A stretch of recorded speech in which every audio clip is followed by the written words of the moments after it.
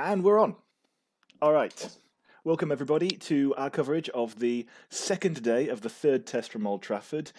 England are 262 for 4. They are aiming to make progress from their healthy partnership that put them into a good position on the final session of yesterday's play, but they haven't been able to make any progress so far. Were it not for a couple of no balls, they wouldn't have been able to score, and instead what we've seen in the first opening quarter of an hour this morning is Kemar Roach and Shannon Gabriel pretty much all over the fledgling Ollie Pope and the under pressure Joss Butler. And the big event from this morning has been the big man, Raheem Cornwall, dropping a big chance off Ollie Pope, who is currently on 91 not out.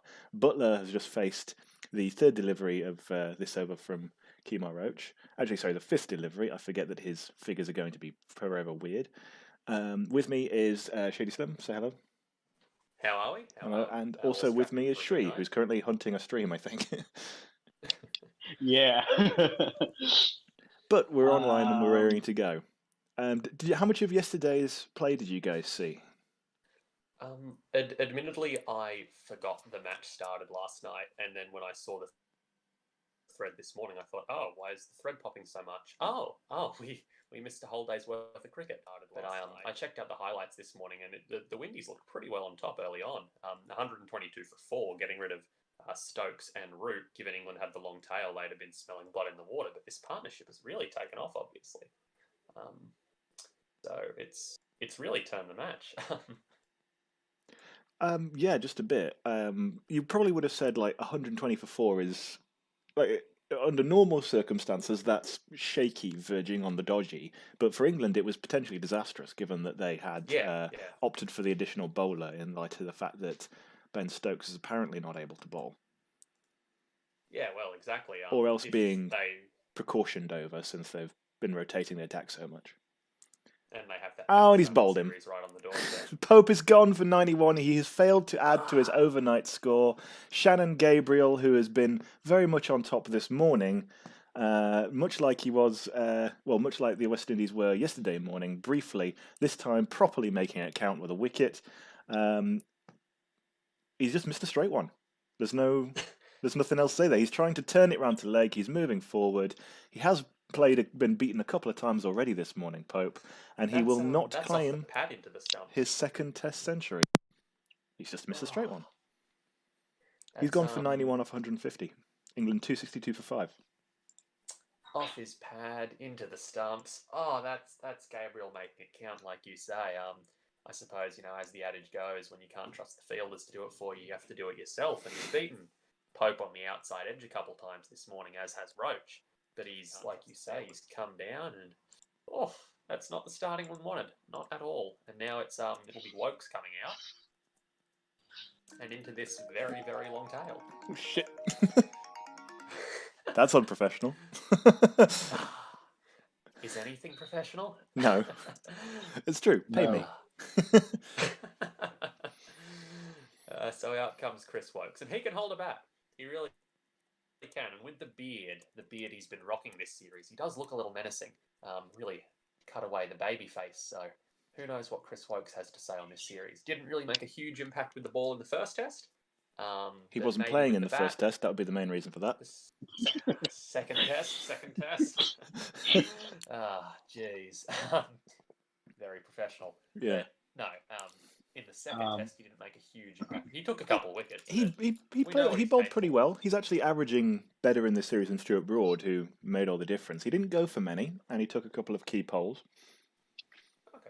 Okay. Chris Wokes, I think, pretty much looks like Captain America now, which is nice. I see that, yeah.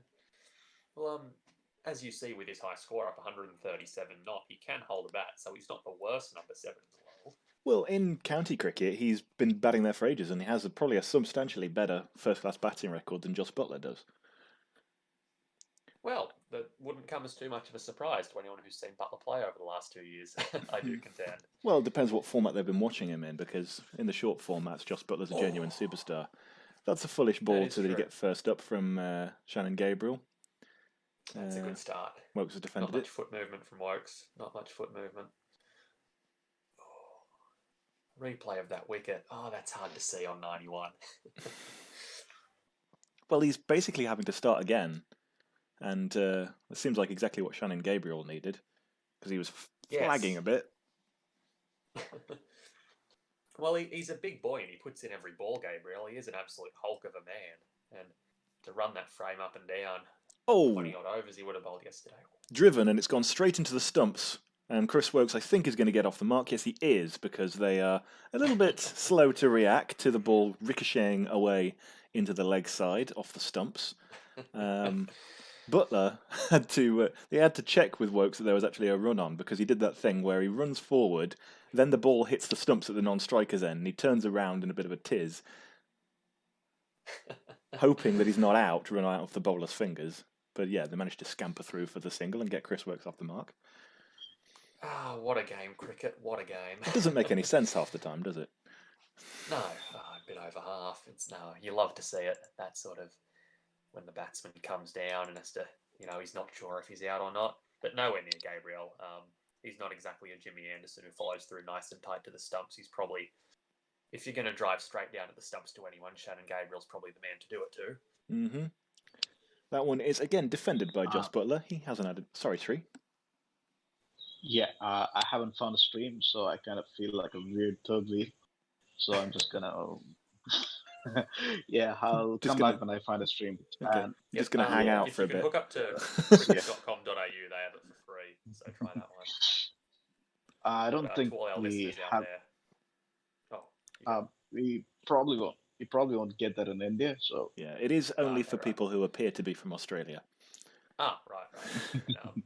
To all our listeners out there, we'd rather you tuning in to the commentary anyway than on that terrible cricket.com.au stream. So I said anything. Gabriel resumes. That one is leg side-ish, and Butler will get some runs here. It's tucked away off his pads, and it'll probably go all the way to the boundary, and it does. Just the field is quite vacant out there. Seems like slowish outfield, but it was only a tap, so we'll be pleased to have gotten 4 runs for it. He's on to 63. I think that's chase at mid-wicket, maybe. If he put in more of a chase on there, I think he might have got there with how it slowed up. I think he had given it up a little bit and was just sort of jogging after it, and then not realising that it was actually crawling towards the boundary. Well, we did have rain this morning, didn't we, before play? This is true. We'll have rain pretty much, a little bit of rain every day. How much play they get out of it is going to be fairly random, as moderately wet days in England tend to be. I don't think we'll have any full days washed out, but we will have some interruptions here and there over the next few days. Well, with the interruptions of the first 2 tests, we still produced some results, so... Yeah, although it was... so far, it hasn't been a barrier. I thought that, the rain in the second test kind of was the last thing making it interesting in a weird way, wasn't it? Because England really had to sort of tally up what they were going to do, and for what it's worth, I think they got their declaration absolutely smack on. And the correct time for a declaration is about 5 overs after Michael Vaughan says you should declare. in general. Well, no, it turned out to be a very good declaration, and I think we can obviously put a large part on that at Ben Stokes' batting, because he gave them a lot of freedom to do what they wanted. If he didn't add, say, that last 20 runs at the rate that he did, that declaration could have easily looked a bit too late, because when he pushed the target well up above 300, that was a real backbreaker in the minds of the West Indies batsmen, I dare say. Really put any chance of sort of making a run at the target and putting that doubt in the back of the mind of England's bowlers well out of the cards, off the cards. And if he'd have gotten out, if John Campbell had taken that catch with him on about 40 odd, then we would have been in the position of Dom Sibley and Rory Burns trying to really up that run rate, which probably would have looked, undignified. Correct. No, you're not wrong. It's really superhuman stuff from Stokes, and like you say, there's a bit of fortune in that Campbell dropped catch, but at the end of the day, in a sport as crazy as cricket, you've got to be good to be lucky, and you've got to be lucky to be good. And when Stokes is lucky, he's certainly very good. He really knows how to... He's not a man you want to drop. I've just asked Marcus Harris. That one from Roach is just pushed out into the offside. Butler and... since the wicket, Butler has actually looked a little bit more comfortable. No, he hasn't looked too bad this morning. I think I saw in the main thread someone raised the point that Butler's at his best when he's not thinking about staying in and he's using his footwork, he's being nimble, he's getting to the pitch of the ball. And I suppose there's probably something to that because he's a very hand-eye coordinated expert, and when he's really on song, he's someone you can land a good length ball. He can use his feet, turn it into a full length ball. Wokes plays a airy drive outside off and is beaten by Kemar Roach. That looks a little dodgy. Yeah. We've seen a bit of that this morning. Quite from Pope before he departed, and they've pitched the ball up and they've got a little bit of movement out of it on a I'm going to say a moist day. Just some replays of that Cornwall drop. They're very lucky that didn't come back to haunt them. Obviously, shades of Stokes and Campbell. Very, very lucky. Because they do know a thing or two, the Windies, this series about, putting down a catch and having that turn out to be vital. So defended solidly off the back foot, and that one from Roach has come in a little bit after the previous ball moved away from the drive. So he's definitely at 80 miles an hour, Kemar Roach, showing off his skills a little bit this morning. He's a canny bowler. He's a really canny bowler. And it's wonderful to see how he's reinvented himself after some really, really dire summers around that 2015 period. He's really come back with a bang. Yeah.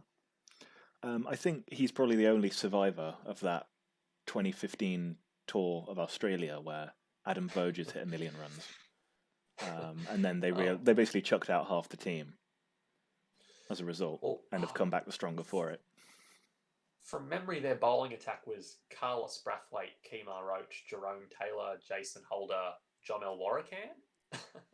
I couldn't have told you off the top of my head, but Jerome Taylor was about 10 years past his best.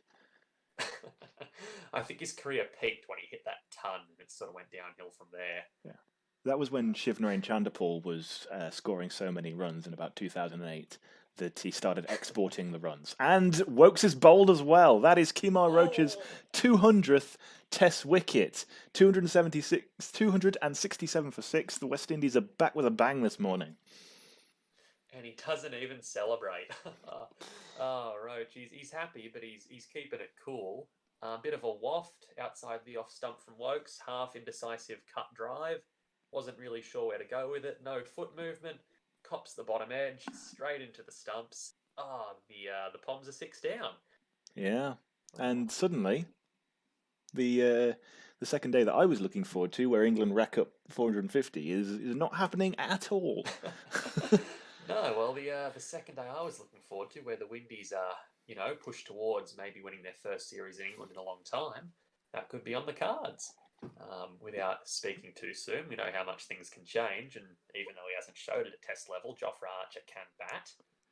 This is true. He's I think it'd probably be Dom Best come in next. Okay. That's what they've done most of the series, and indeed they are going to continue with that. Right. Pretty similar record to Archer at first class level, but Best has had a few decent innings so far in his brief Test career. He has. Nothing And too Best is amazing, fight. just a nice 30 or 40 or so here and there. Yeah. Well, that would be amazing for England right now, just to ensure they get up over 300. No questions asked. Obviously, we saw with the fourth innings target last Test the psychological damage that 300 can do. So I think the West Indies would be very, very happy to hold England under that mark. Yep. And they certainly can. They have the troops to do it. But by the same token, Bess, Archer, they can both bat. Obviously, Broad in his past life knew how to. Funny, I think think he's capable of sticking around. And Broad isn't. I don't know if Broad is going to attempt to stick around. Like he's kind of turned into like a Rangana Herath kind of batsman, where he just slogs at everything now. He went through a brief period of being pretty useless with the bat, and has kind of come out the other side of this as not really trying anymore. I reckon over the last couple of years, he averages maybe about 15, which is average kind of slogging 9 or 10 kind of territory. Whereas he did have a couple of years as a number 11 for a bit where he was still trying to hold on to playing properly. Yeah, no, that's a fair assessment. And I suppose he's had that luxury with England playing a lot of all-rounders in their team. Guys like Archer and Bess who can stick around a bit in that number 8, number 9 role above him. Yeah. Meaning he's not really the because look in the old England days, I say old in inverted commas, you sort of had Swan and Broad as your tail-enders who can bat and can hang around. Uh-huh. But nowadays, it's your Bessers, your Archers. Oh, good save by Dowrich there. There's not Very a good day save. goes by that I miss having a lower order of Pryor, Bresnan, Swan, and Good Broad, all in the same team. It was silly. Geez, a Tim Bresnan reference. I love that guy. I really did. Just really looks like an Englishman. I don't know how to phrase it any better. I don't. Very much. I'm not sure how to take that. And his run out of Shane Watson in the 2013-14 Ashes was one of the highlights of the series on the England end. Short Series in which there from weren't all too many. Roach, and Butler pulls quite languidly, given how much force he managed to get on the ball, and it's gone out well in front of square for 4. And that's what Joss Butler can do, and I suppose that's what, as an England fan, would leave you frustrated that he hasn't been able to regularly do that over the past few years in the Test side. Given how That's- hard he hit it, he really made that look pretty easy, didn't he? Like, if that was a Yeah, that Kevin was Peterson imperious. doing that, he would have taken 3 steps down the wicket and absolutely swatted it for 4. But Butler kind of just, trusts his sort of golfy swing, and it's effective.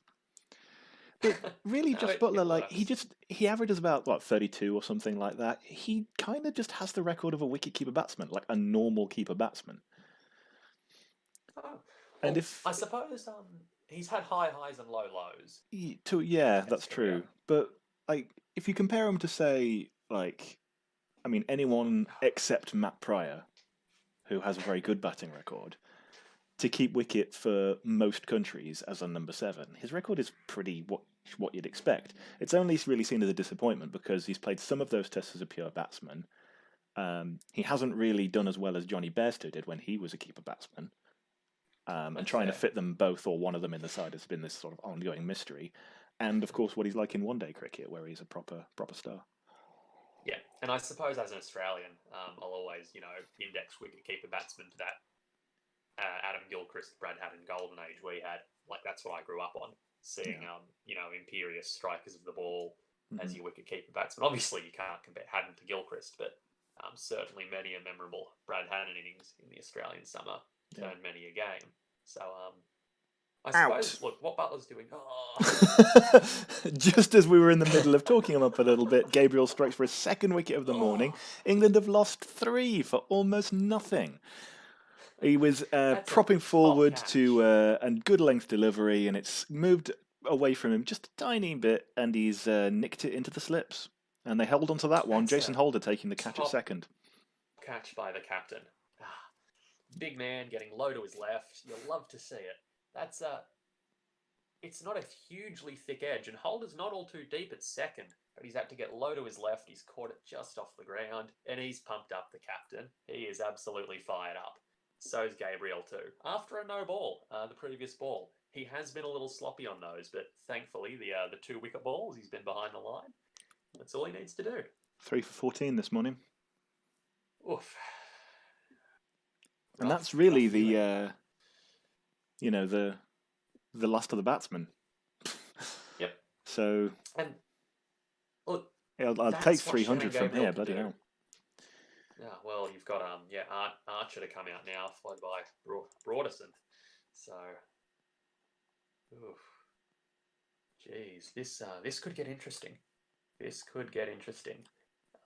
Really well poised here, because if Archer and Best can stick around and frustrate another 30-odd runs out, that will go a long, long way into breaking the backs of the West Indies, who fought back so well this morning. So here comes Joff. Yeah. Expecting big things. The main thing that Jofra Archer has got in his favour at the moment is that you can just say his first name and everyone knows who you mean and what to expect of him. That's fair. There aren't many Joffres in world cricket, and I do like that he wears 22. 22 is my lucky number, so I'll always support a man donning the double deuce. But his average in Test cricket so far, 8.57. He's better than that, and we know he's better than that. And maybe today's the day he'll show it.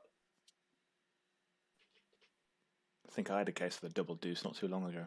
Right. Oh, jeez. Was biryani. Yeah. Yeah, I left myself open to that. Yeah. Welcome to Cricket Web Commentary, where we don't really know about the cricket and we make poo jokes. Oh boy, oy vey, oy vey. So here's Gabriel coming into Archer now. What we've got: 3 slips, a gully. The men at mid-on and mid-offer, they're not under his nose, but they're in front of the bowler. It's gone down the leg side where Darich drops it. He's not had a very good series with the gloves, Darich. Both No, batsmen on and he naught, though, so he'll be confident. And he hasn't had the greatest series with the bat either, but he's definitely not someone who should be under pressure for his spot. He's done some great things for this surging windy side in the past couple of years. Really excellent rear guards with Chase and Holder. He's been part of that engine room that has been the source of much of their batting. Yeah, definitely. And I suppose this series, seeing Shamar Brooks contribute, would make some West Indies fans very, very happy. Because if they can get some runs out of that 1 to 5, it'll ease the burden on guys like Holder and Chase and Dowrich to always bail them out. Well, having like a proper batting performance in this test might be the difference between winning the series and not, because England are going to get in the vicinity of 300. An edged ball is bunted down towards fine leg, and they do take a single. It was a no ball, so they'll have an extra delivery. So England are going to get somewhere in the vicinity of 300. It might be slightly less than that. It might be slightly more than that, but somewhere around there. And you're going to be able to compete well with 300 and get a big lead if one of your batsmen gets 100. That's what the West Indies haven't had in this series. Definitely. It's hundreds. If they just rely on their engine room to kind of nurdle and scrape their way there, they might get a competitive score, but they won't get a match-winning one. No, I definitely agree. And look, if Brathwaite stepped up in the first test, and one thing he does so well... Huge no ball from Gabriel. Oh, that's not the first time he's done that this test either. This morning. He's shooting to kill. Yeah, he doesn't miss. I suppose if you're going to bowl a no ball, at least make it a big one so the umpire doesn't have to think about it. Yeah, and that one is uppercut, somewhat dangerously by Dom Bess. He'll get off the mark first ball as it runs away past gully for 4. I haven't seen a no ball that size since Mohamed Amir bowled one. Oh, that's spicy, that is. And is he in the Pakistan squad that's coming over? I don't think he was picked, was he? I don't know off the top of my head. I know they've been chopping and changing it a lot since they have been getting themselves in a tangle with all these mixed COVID-19 results. We got a lot of tapping away there on the keyboards. It's coming through on the mic. Sorry. What have you been typing? Been typing hard. Yes, typing hard. To you, actually. Oh, right. Wow. Mr. Popular. I used to have a Twitter handle. It used to be Howzat. I was called Howzat on Twitter long before I was Howzat on Cricket Web, actually. And pretty much Cricket Twitter was kind of like my community that I followed the sport with when I was about 17 or 18. And then... then I found Cricket Web, and so I spent less time on Twitter. But this was in the days before Twitter became what it is now, which I have every reason to no longer be on. Yeah, no, that's entirely fair. It is a raucous cesspit. And we can see some footage of Roach now holding up the ball for his 200th wicket. And congrats to him. Look, aside from Dale Steyn, you don't see too many fast bowlers under 6 foot these days. And he's made a great career of it, averaging 27.41, best of 6 for 48, 59 matches. So he's taken a little longer than his contemporaries to get there, but he hasn't had the same bowling support as the great West Indians of past have either. And he's beaten Archer's outside edge a couple balls in a row here too. And what's significant about that is that he is the first player to reach 200 wickets since 1995, 25 years, during which we have really seen sort of the trough of West Indian cricket in about 2010, during which time Kemar Roach was coming into a side with people like Taylor, Edwards, Suleiman Ben. God, he was toilet. And they've had some really ropey bowling attacks over Yeah, the last no, 25 definitely. years, haven't they? Definitely. And it's not really any surprise that they haven't had one of them go on to make it to 200. But that said, it kind of is a surprise because, what 200 doesn't seem all that many anymore. No, that's true. That's true. And I suppose that's sort of a byproduct of the long test careers guys have these days. And the Roach no off-season Roach was schedule. there in his, Roach is there in his 59th test. He's the ninth highest wicket-taking West Indian of all time. Yeah. It's Wes Hall rounding the top 10 out. Yeah. So he's up there with some really big names. And obviously, people don't talk about Kemar Roach in the same breath that they do Wes Hall. But he's been a really, really good statesman for West Indies cricket through some really tough times. And that's got to count for something. Edged and gone. Archer's gone for 3. Kemar Roach picks up his 4th wicket of this West Indian innings. England are subsiding hard into the sinkhole that is this innings. 280 for 8. Roach has 4 for 60. That's 201 for Kemar, and he takes Jofra Archer, as you say. Archer scores 3 off 6 balls. Roach at 4 for 60. He'll be hunting a fifer with Anderson, Broad, and Bess in the offerings. It's another good low catch from Holder. He gets low quick for a big, big man. Yeah.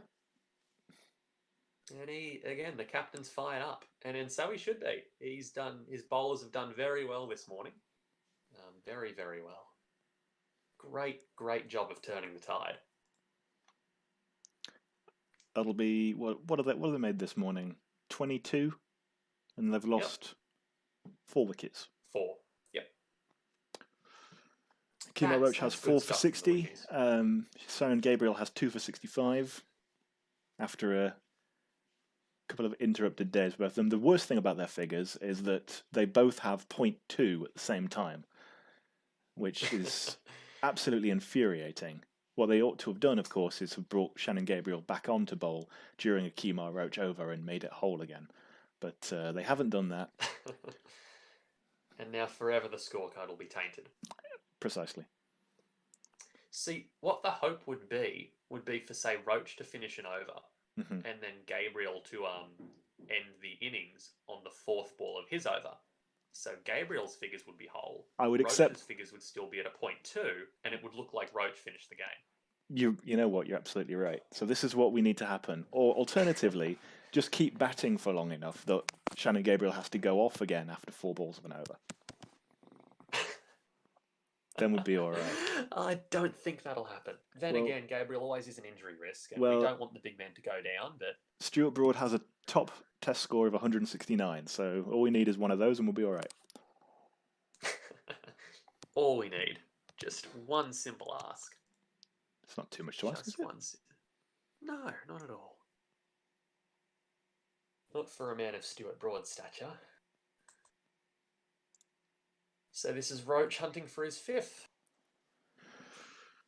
0 for 41 and 0 for 50 in the test that West Indies won. Just bowled reasonably well without any reward at all, and since then he's managed to reap the rewards. Nonetheless, Stuart Broad is off the mark straight away as he plucks a single into the leg side. And that's good from Broad. Nothing too wishy-washy at the moment. But we know it'll come.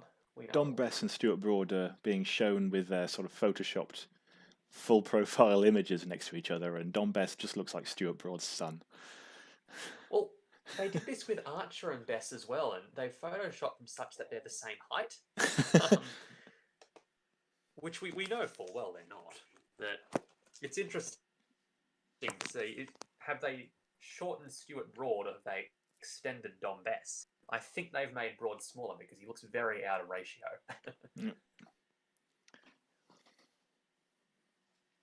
They could have shrunk the whole thing, but that would probably just make it look like Broad was further away. That's the good. They could have put Broad in the background and Bess in the foreground, sort of thing. Yeah. Or you know what? They probably could have not shown the pictures at all. I wouldn't have noticed.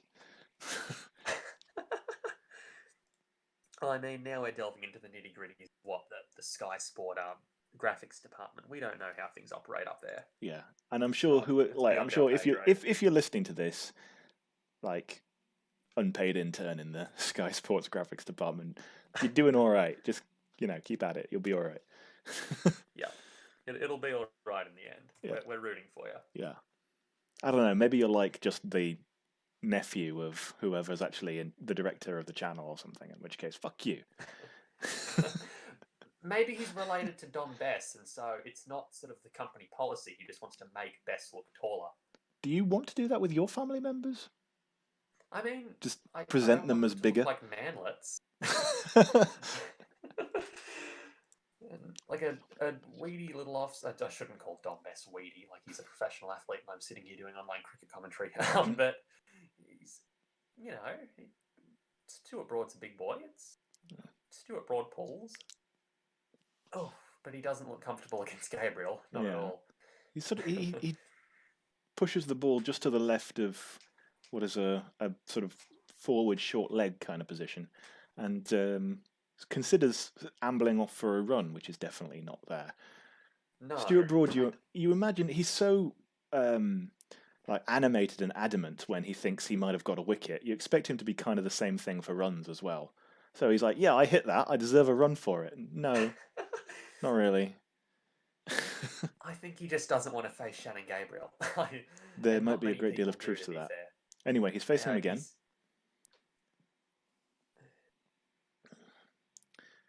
Gabriel stockily handballs in, and that one's short. And this time he does call for a run, as he drops it into the offside, where the fielder is a little bit further away.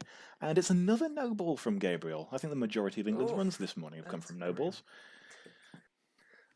I tell you what, we saw the England the 283 stump for there 8. of Broad's first shot to Gabriel there. And if there's any hit wicket chance we're going to see today, it's going to be Stuart Broad to Shannon Gabriel, because he was getting dangerously close to treading on his stumps both those shots he played. He's already batting deep within his crease, and he's jumping back to face Gabriel, as any sane man would. Yeah. But I would watch those stumps if I was Stuart.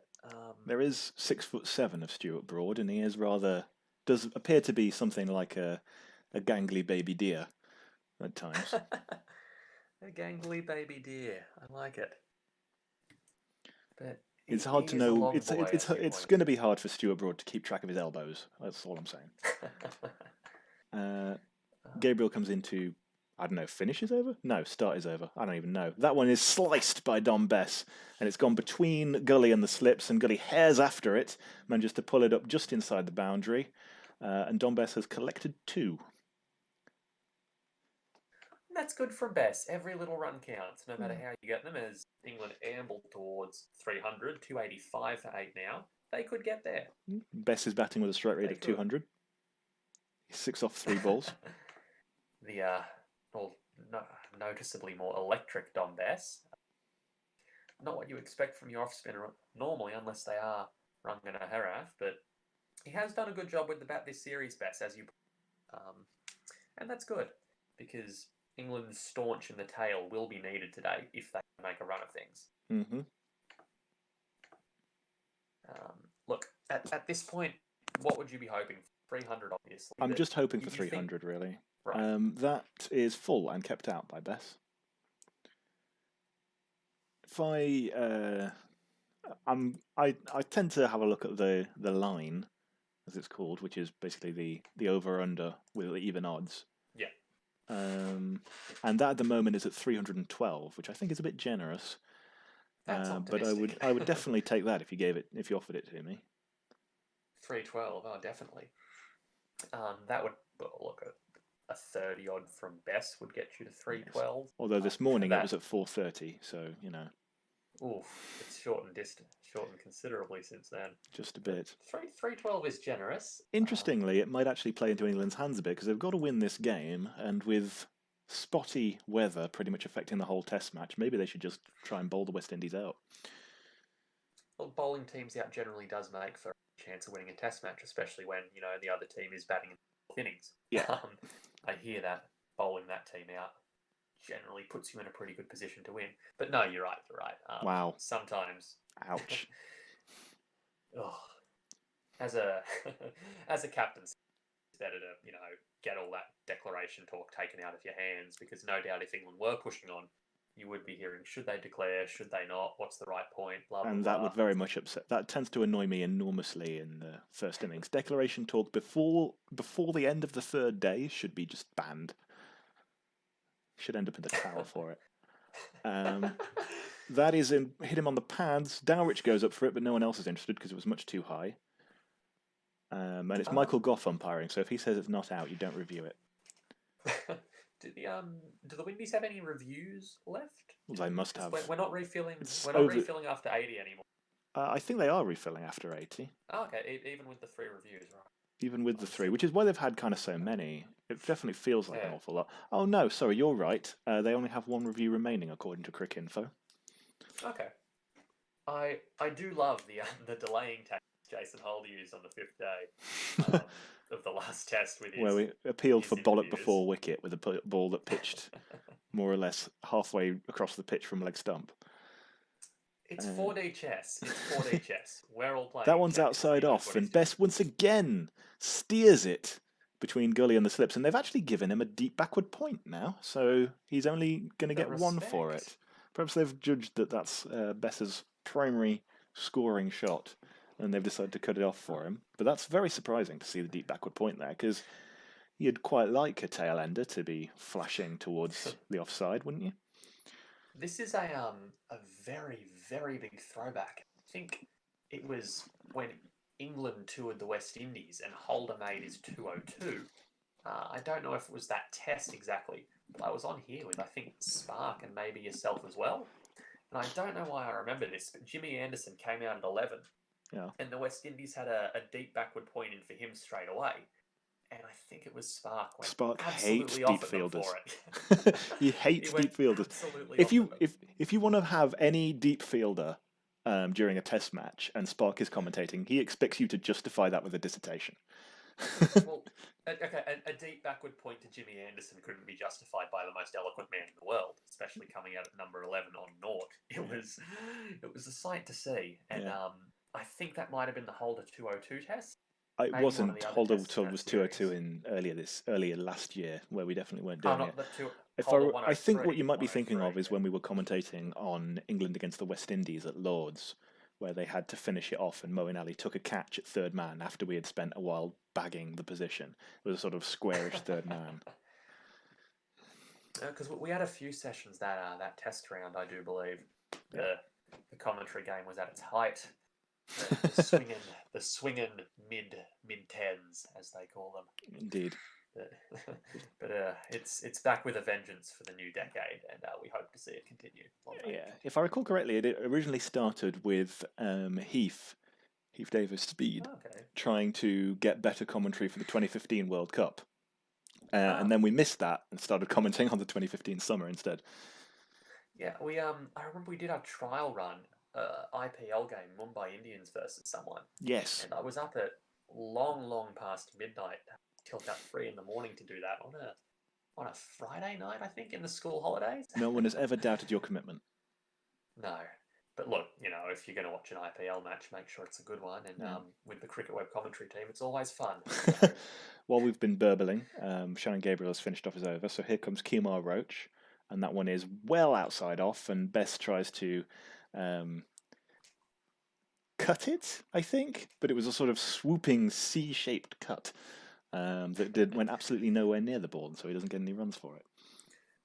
No, well, he's trying, and he's figured out the shot that works for him.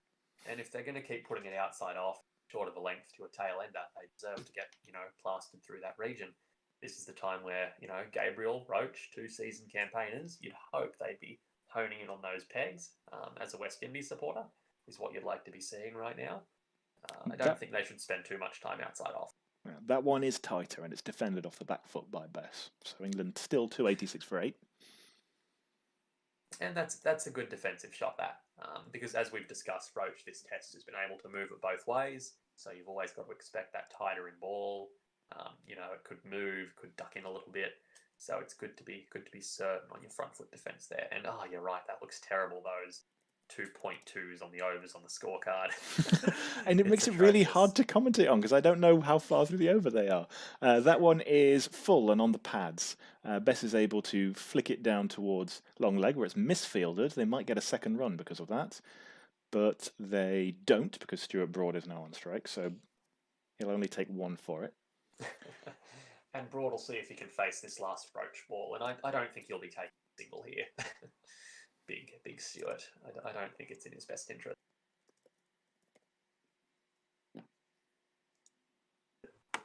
Shannon Gabriel's in a unique position because, you see that thing where fast bowlers like to rough each other up a little, but your average Shannon Gabriel innings doesn't last longer than 4 balls, so he can dish out the bounces with impunity, knowing he'll flop and swish at a wide one and get bowled 4 balls in. Yeah. It's a very low risk, high reward strategy. Funnily enough, the same is true when Shannon Gabriel's bowling. Here goes Roach. He's going round the wicket to Stuart Broad, who pulls him in the air, and it's gone out to the boundary. He will have 6 runs. So Broad has given up the idea of playing properly almost immediately, and is just going to swing. So why not? That takes England closer towards the 300 mark. England 293 for that. He's just smashed that. That's pure. It was a bit of a long hop, to be fair. It wasn't really going anywhere near the danger zone for Stuart Broad, but no, it was a nothing ball, and I don't think Roach is really, mid 120s, 130, going to pose much of a bouncer threat to Broad at 6'7". But if he's going to put him there, Broad's going to do that. Yep. And they don't exactly have the man at deep mid wicket for the top edge, so that's it's not a good ball given the situation, and he was duly punished. And now Broad's striking at 200. Excellent. All the best players do. Best down to striking at 62.5. Not good enough. Math is correct. No. Gabriel continues. They haven't had a bowling change this morning in the opening hour. Probably wouldn't bother if I was Jason Holder either, although I might be keeping an eye on Gabriel's fitness. That one is full and played nicely by Dom Bess out to that, I want to say deepish backward point because it's not really on the boundary. It's about sort of 20 yards in. One of those... and he collects a single. Like where MS Stoney likes to put his mid-ons and mid-offs in a limited overs game. Yeah. That sort of length to the boundary. But look, they've decided they'll leave the man there. If they're going to keep feeding that shot, like the ideal strategy would be not to feed that shot. But it is a bit of an sort of prime run scoring option. It is a bit of an oddity that he is in that far because he isn't saving one, as we've just seen. He's more just sort of generally there or thereabouts. Perhaps they think he's going to slice it in the air towards him and give him a bit more time. Well, that would be the only reason that they'd have him there, and maybe they're backing Best to sort of say, all right, we'll try to go over the man. We don't think you can if you do. So yeah, this is Broad facing now. Gabriel comes in and that one is fiddled at unconvincingly by Broad, and he's beaten outside off, and so that will go for no run. The step to the leg side and then flop the bat out to the offside is a prime defensive shot. I have no idea what you're talking about. Is that a shot in the shady repertoire? Look, I stand on middle and off, so I'm very, very much a leg side player of the ball. Mm-hmm. I try to turn everything to the leg side. The way to get me bowled is to just put enough balls outside my off stump, because eventually I'll walk across and turn one into the pegs. It's grim, but it's effective. Yeah, trust nobody, not even yourself. Gabriel goes round the wicket this time, and that one is Chinese cut, under-edged, past the stumps, and Broad will collect a single because they do have a deep backward square who'll come round and field. 295 for 8. Chinese cut in England. We call it a French cut here. It might be called a French cut here as well, but I don't remember off the top of my head what I'm supposed to say. It wasn't actually much of a cut. It was actually pretty much a slog towards the leg side, but he was so late on it that by the time he hit it, his bat was still in the horizontal position. And he's very lucky he did hit that too, because that could have castled him if there was no bat there. It would have certainly cut close.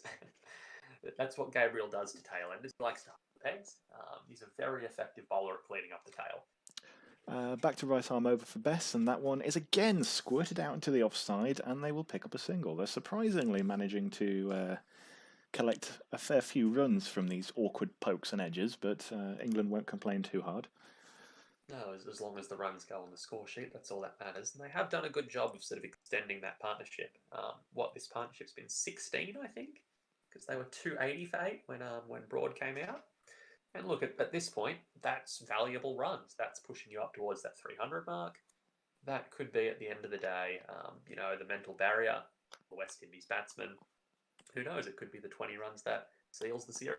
The highest score in this series, the West Indies so far, is 318. And that was because they're not getting the first hundreds. innings of the first test. Yes. Yeah. And then 200 odd, 204 for 6, I believe they finished the first test with. So, something along those lines. Although that one is driven, and Broad pushes it between the covers. It will reach the boundary, and that will be England's 300. 300 exactly. Wow. Broad moves on to 13 as he quite elegantly, you might suggest, as much as huge elbowed man can do. Shannon Gabriel out to the cover boundary for 4. There was authority there. There was genuine authority in that stroke. And look, a big man like Gabriel, big fast man, Stuart Broad, he walked that. Look, that ball was if he'd left that ball, it would have bypassed the leg stump. So to drive that through the covers, it's certainly innovative. It's certainly interesting, but we love it. It's kind of the opposite of innovative because he decides the stroke he's going to play while the bowler is at the top of his mark. I mean, okay, it's clairvoyant then. Broad will face up once again. This time it's a full toss, which takes Broad by surprise a little, but he manages to keep it out, and he won't get a run for it. Just to the fielder. That will be the end of Gabriel's over. He was a bit all over the place there. Gabriel bowled 23.2 overs, 2 for 77, so he's not too expensive, and this is drinks. No, he was. He bowled a reasonably effective spell, but he just could never. He couldn't bowl anything a proper long spell on the first day. Like he was on and off pretty much all the time. And then this morning he was excellent for the first 40 minutes or so, and now against this tail ender, that's been a little bit more wayward. Yeah, you'd expect better from your fast man against the tail enders, because as I said before, he is really adept at cleaning up the tail. But at the end of the day, all it takes is 2 balls. And I think, bearing in mind how tired he gets, I think Jason Holt will probably bring himself on shortly. Yeah, no, you'd expect to see that. And would you bring Cornwall on for Kemar, or would you let Kemar continue to push for his 5-er? He's certainly showing no signs of tiredness at his actually, end. I think I might bring on Cornwall along with Kemar for an over until Kemar starts to look like he needs changing, because he might fancy himself to get Stuart Broad as a left-hander who likes to drive anything outside off. Then might bring on the off spinner.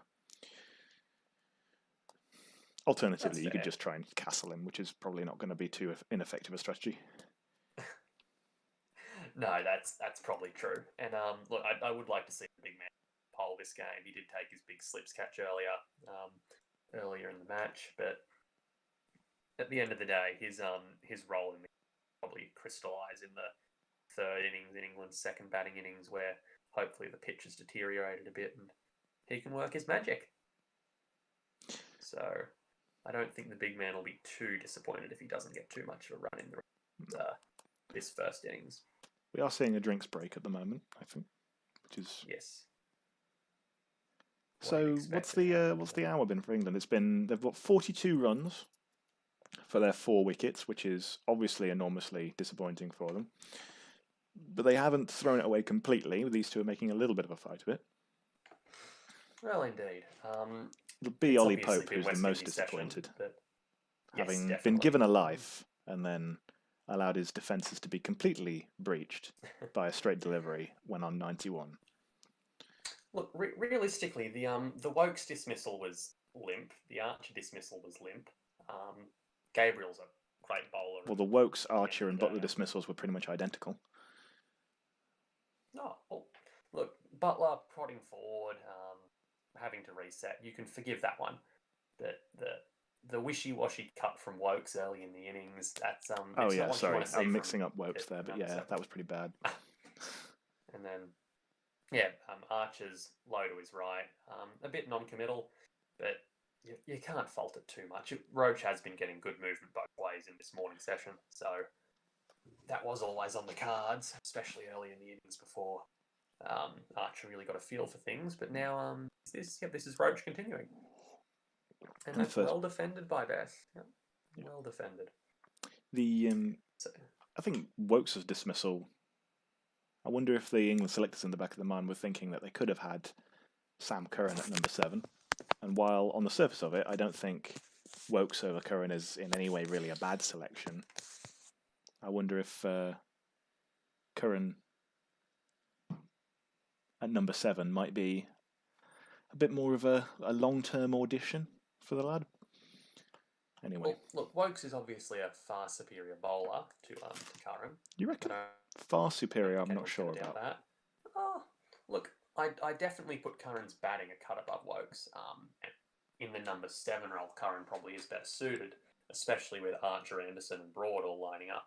But I think Wokes is a pretty good bowler. I think he's quite a good bowler. Mm. And he's not as flashy as your Archers or your Broads, and he's probably not going to take 5 in a single spell, but he does the job and he does his role with quite well.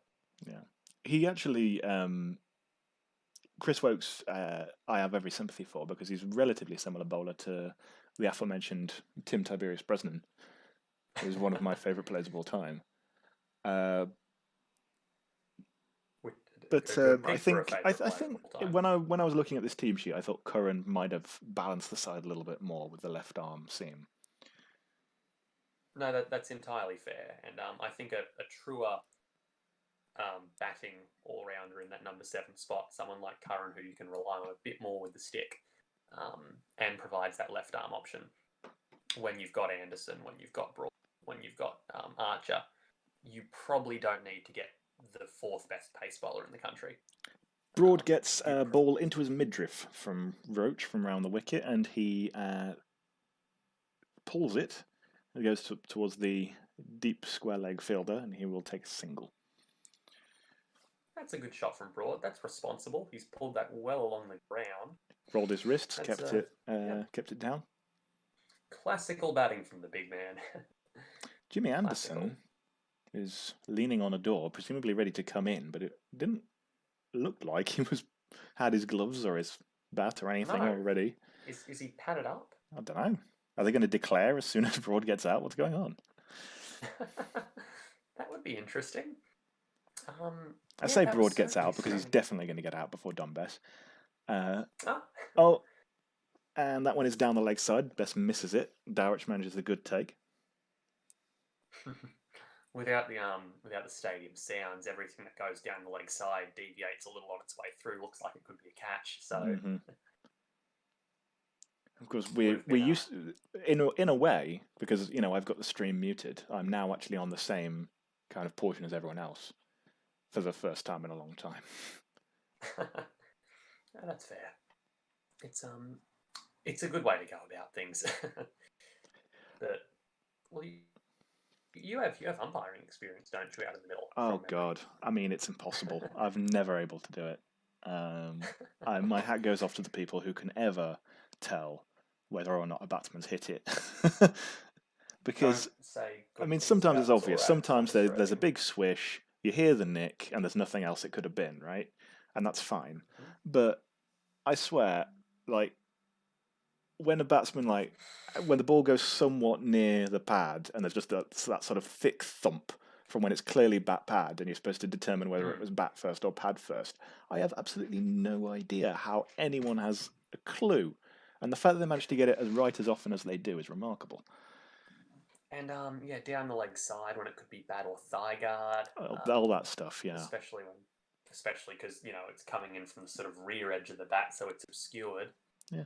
And I was That's kind a of tough like, one as a too. trainee umpire in my first season, I was kind of expecting the players of Leicestershire Division 8 West to be kind of like sympathetic and sort of supporting you a little bit. And no, no No, way. no. The gamesmanship and the mass appealing and all of that and the like the vocals when they didn't agree with the decision was just off the charts. And that one is edged for 4.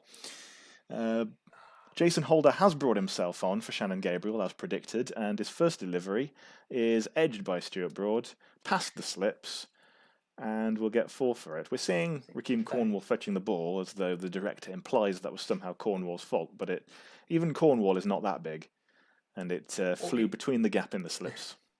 Yeah, it went between second and gully. Yeah, and, so Cornwall at Cornwall's first definitely can't cover that. But they had a third slip in for tailenders before, but since Holder's brought himself on, he's moved the second inward, and he's left third vacant. And the square fielders are still deep. So Holder continues. That, that one is. Take it. Broad is standing on leg stump, and when he leaves it alone, it's like he's just surrendering the wickets entirely. Okay, I understand that Broad's gone through some psychological issues with batting ever since that Mitchell Johnson incident and the Ishant Sharma incident. But I think outside leg stump to his, Jason Holder. Well, yeah, his decline as a batsman, I think, is kind of intermingled with a lot of myths, like when he got hit in the face against India, against Varun Aaron, and people like to say that a lot, but really his decline has been pretty steady. And that one is uppercut, entertainingly, and that will go well over the slips, quite deliberately this time. Broad will go into the 20s. England are 310 for 8. This is 22 for 12. Yeah, that 312 over probably going to hit the over. Yeah. Don't think we expected that 20, 30 minutes ago. I didn't, but I'm certainly grateful. I guarantee that if I open the thread right now, somebody's going to call this a troll innings. And yep, there it is. Well, it's who was it? Who's guilty? Well, Flibberty predicted a troll innings. That's close enough. Yeah. That's even good on him. He's not wrong. And this is just the tonic England. This is absolute gold for them. England were looking at getting bowled like Anderson and Broad could have gone bang bang and it would have been 280 all out, but 310 looks a lot more imposing than 80. Especially he swings again and gets it over the infield again. This one's gone out to cover. It will roll away for 4. Holder. Classic tail end jam. That's imperious too. He's looked very domineering with some of these shots. Yeah, I mean some of them are mishits and edges and stuff, but that one, if Glenn Maxwell plays that in the 35th over an ODI, you say, Christ, what a genius. Yep. Look, Holder, while Broad is standing outside leg stump, I don't think bowling at 3 feet outside off is the right play necessarily. No, that's exactly where Broad wants it. You make a very good point. Why doesn't he just bowl at the stumps? It doesn't have to be... not going to be one of these people that says bowl Yorkers all the time. And that one is short, and it's fended off. Broad fends that off like he's fending off a ghost, and he will pick up a single for it as it dribbles down towards backward square leg. Yeah, look, I'm not going to be the arsehole who says, why doesn't the bowler just bowl more Yorkers? But when you've got Stuart Broad standing 2 feet outside leg, the one spot to not bowl it, the one spot is 3 feet outside off. And he's bowled 4. We're seeing a graphic that shows that 4 deliveries out there have all been slapped to the boundary. Yeah, it's... And there's that, is the one on the stumps that was slapped for 4, is that the 6? No, the 6 was a long hop. Yes, outside off as well. I think that one might have been the inside edge that went for 4. Yes, of course. The right-handed best just dobs that towards gully, but he won't get a single as it's well fielded by, I think that's John Campbell. And that'll be the end of the over. 98 overs gone. A whole extended day, and in that extended day, England have got 315 for 8. That's pretty much evens, I'd say. Obviously, we know the West Indies batting's shaky, But this has been an up and down test. West Indies on top early, England with that domineering partnership. The West Indies fighting back. Yeah, it's And been now an a bit of a absorbing tail wag. contest.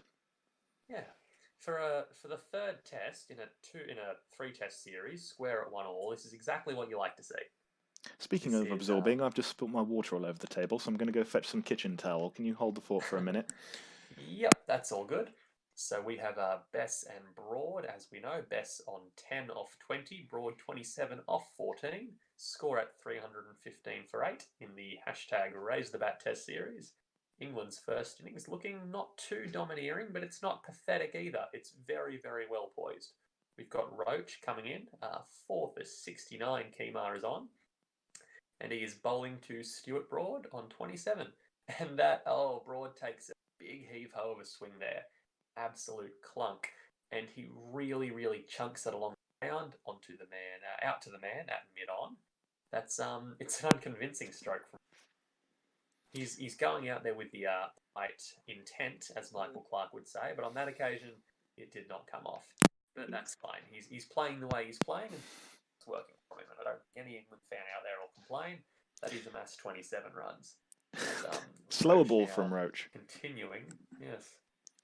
That one. That's That's an ODI delivery, isn't it? yeah. 3 bounces on its way to the keeper. It's canny. It's certainly canny. His holder shines it with some sweat. A big loopy, the DJ Bravo Zupa Duper, that is. Is that what it's called? A That's, Zupa Duper? in the Big Bash a couple of years back when Dwayne Bravo was still big, he ran an ad campaign for Zupa Duper, Wow. the brand of ice block here, and he had a DJ Bravo Zupa Duper song to go with his big dipping slower ball. I think the video had penguins with sunglasses and all that jazz. Okay. This is sort of the dire underbelly of the BBL. Branding. Yeah. You say dire underbelly, it's kind of on the top. It's kind of a surface level understanding of the whole thing, really. Is that? He was the star of the Big Bash for a while there. I think they had plans for Chris Gale to be that guy, but then when Chris Gale had his Mel McLaughlin incident, they thought they'd keep the Calypso cool, but they'd shift it to Dwayne Bravo instead. That As in Roach itself comes in is again pretty and Broad steps. Yeah. bit of insidious branding, isn't it? You know, we want the whole Calypso Little cool bit. thing. We're going to play up, Chris Gale is this big sort of rapper player kind of character. Oh no, when we didn't mean that. Yeah, look, the thread that we had on the forum for this was absolutely dire. But Yeah. you're entirely right. They got exactly what was coming to them with how they were portraying Chris Gale in the advertising. They really enabled it, and it was sort of the logical conclusion of the persona they were building for it. Not that it's okay, of course, as Broad takes a swing at a ball outside off stump.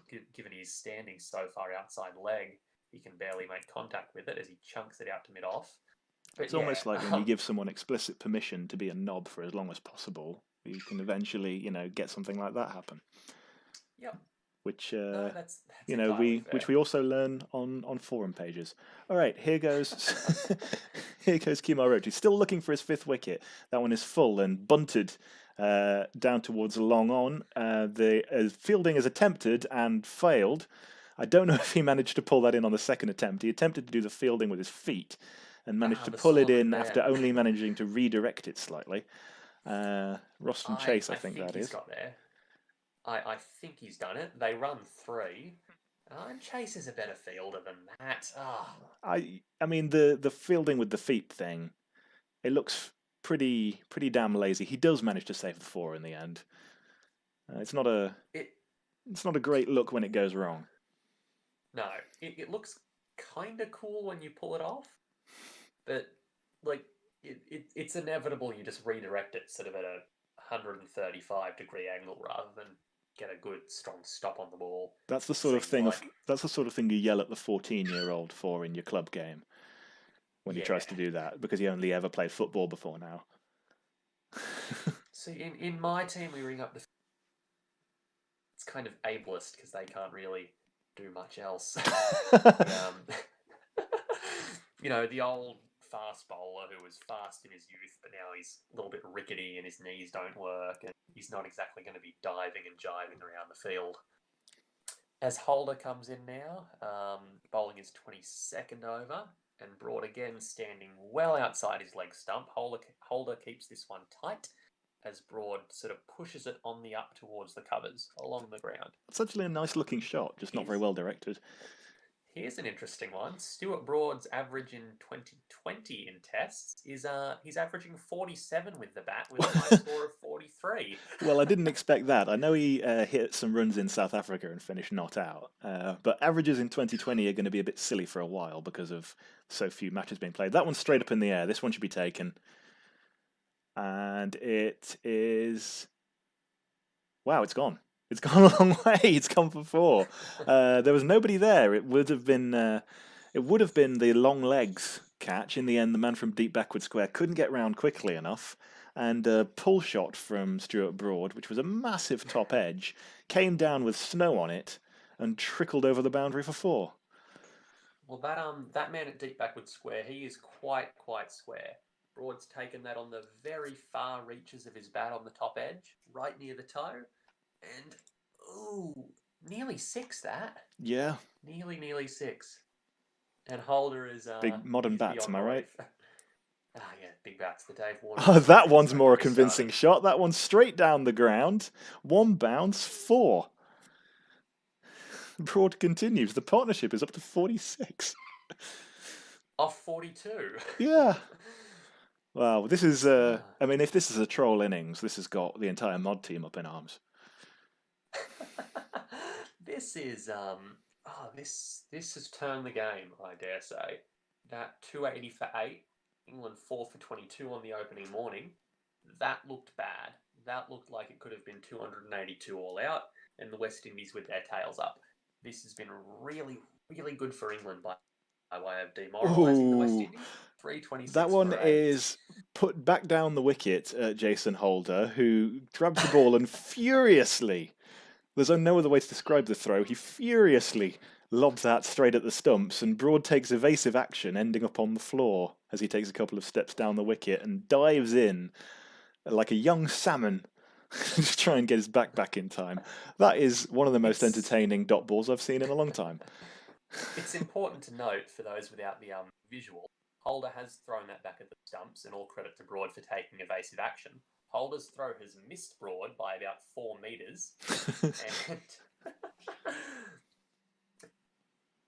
And Holder comes in again, a low full toss, a bit floaty, even though it's 130 Ks. Just bunts it down to long on for another single. Broad is 39 off 25. So he might well be averaging 50 for the year now. Just on account of those no doubt. last...